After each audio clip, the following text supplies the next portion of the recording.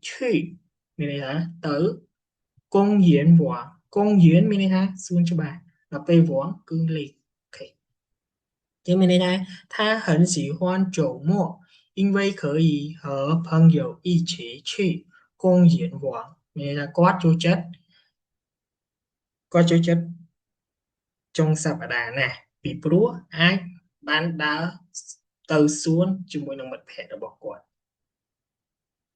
Ở đây là sự bỏ ở bàn mùi mùi hai hay là sự an ơi mà chóp cứ xéo mình sư y mình学生小敏是一名学生，她每天早上7点起床吃早饭，然后骑自行车去学校。学校离她家不远，她不远，只有2公里。她喜欢学习汉语、数学和音乐。